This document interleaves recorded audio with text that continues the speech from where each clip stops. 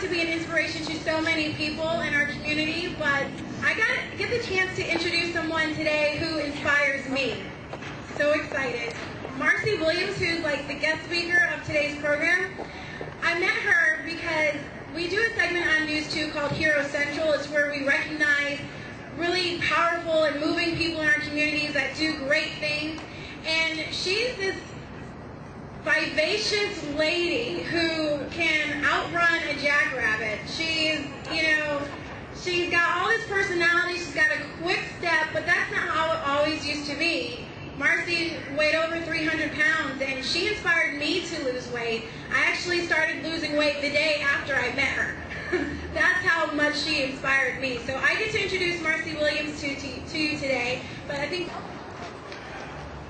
I had a chance to meet Marci about a year and a half ago, and her story is will definitely inspire all of you. Talking about losing weight, this lady has lost a lot of weight. She's got her health intact, and her life has done a 360 thanks to a little bit of work. Ladies and gentlemen, please welcome Marci Williams. Hi. Thank you so much. And Tracy, thank you. What a lovely introduction. Very touching to me. I would be if you were going to look at a spectrum, Tracy would be what you're supposed to do. Get a hold of it really early, and then you can look forward to a lifetime of health and fitness and vitality.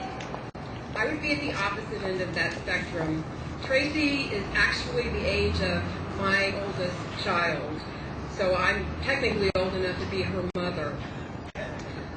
In 2005, I went for a routine physical exam, and it turned out to be anything but routine. It seemed like my life changed in an instant. When I look back on it, though, that's really not the case. I had literally been inching my way toward the diagnosis of type 2 diabetes, high blood pressure, high cholesterol, sleep apnea, and I already had asthma that was completely exacerbated at the time. In December 2005, I weighed 323 pounds. My doctor, upon telling me that I had diabetes, sent me to a cardiologist straight away. He walked into the room after some tests and review of my records, and it was written all over his face before he said a single word. I knew it was not good. And he told me point blank, unless you lose the weight, you will not live to see 50.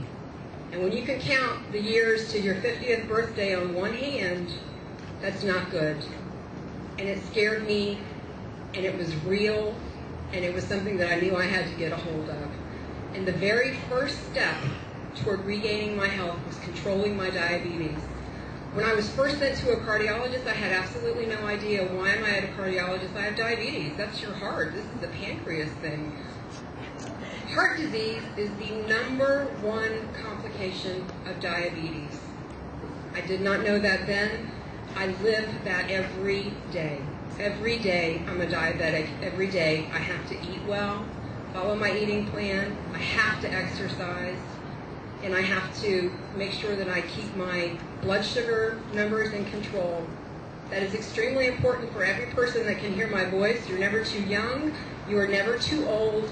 You must know your numbers. If you have not had this conversation with your physician, what is your fasting blood sugar? What is your blood pressure? What is your total cholesterol? Please, the very next opportunity that you have to see your doctor, tell them that you were at an event and you learned about women and heart disease, and statistically it's the #1 killer of all women, and that'll be an excellent segue for you to find out what your numbers are, and that's the first step in protecting your health. At 320-something pounds, I could barely walk across the street. That was all the exercise I could do. It was one step at a time, and pretty soon the steps started turning into blocks and blocks into miles. It took 16 months to lose 183 pounds with no surgery.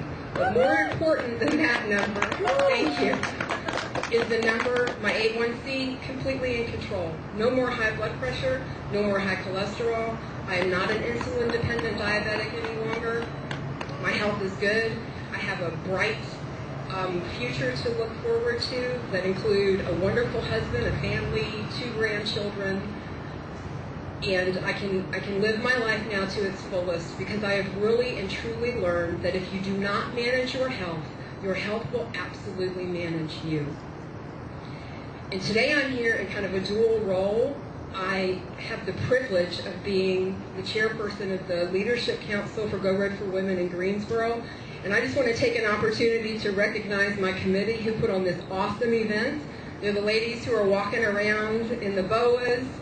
Hold your hands up, girls, because we did an amazing job. This could never have happened without you. This was all you. There are a few other people who I would really like to thank for supporting us today. Panera Bread, the Fresh Market, Clemens Florist, Sinorama in Greensboro, Macy's, Prolific Park, the Junior League. Thank you so much for your volunteers.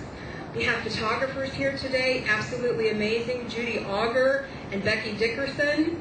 Princess House is here. Skirt Magazine is here. News and Record is here. WFNY is someone here. And WMAG, how could we would have never done this without you. You all rock. We have the Rockiness Council for Go Red for Women in North Carolina. And you heard that here. We'll look forward to next year having our second Go Red for Women event here in Greensboro. Thank you so much, and I'm going to turn this back over to Laura. Come on, give a round of applause for Marci Williams. That's an incredible story of inspiration for all of us.